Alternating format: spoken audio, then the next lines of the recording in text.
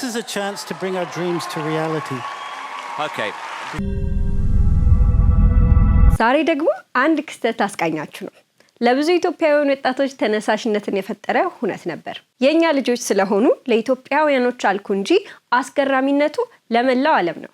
ታሪኩ የሚጀምረው ታምራትና ቶማስ የተባሉ ሁለት ኢትዮጵያውያን ቲቲ ቦይስ በሚል የቡድን መጠሪያ በዓለማችን ትልቁ የተሰጠው ውድድር ላይ ብቅ ሲሉ ነው። ከመድረክ ጀርባ ሁለት ተስፈኛ ኢትዮጵያውያኖች መድረክ ላይ ሲወጡ ደግሞ ዓለም ያጨበጨበላቸው ባለድንቅ ተሰጥኦዎች ሆነው ብቅ ብለዋል። መድረኩ ላይ እንደወጡ ለምን እንደመጡ ሲጠየቁ የመለሱት መልስ ለማሸነፍ የሚል ነበር። አሸንፈውም ትልቅና ውጤታማ መሆን ግባቸው እንደሆነ ገልጸዋል። ከኢትዮጵያ እንደሆኑ ሲናገሩ And where are you from? Ethiopia. You've flown in just to do this. Yeah, this is a chance to bring our dreams to reality.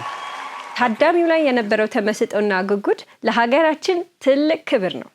እንግዲህ ከምስራቅ አፍሪካ ተነስተው ህልማቸውን እያባረሩ በረዋል። ዓለም ደግሞ በቴሌቪዥን መስኮት ታድሟቸዋል። ቀጥሎ የተፈጠረው ግን ምንድነው?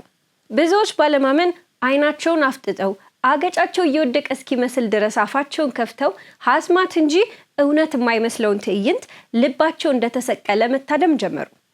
ኢትዮጵያውያኖቹ ቲቲ ቦይስ ትንግርት የሆነውን የሰርከስ ትርኢታቸውን ሲያቀርቡ ታዳሚው ቅልጥ ያለ ጩኸት እያሰማ ነበር።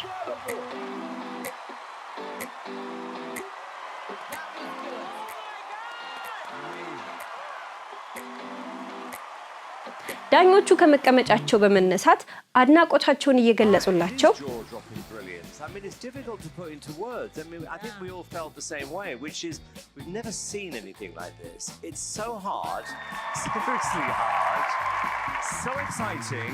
This is one of the best acts we've seen this year. Honestly.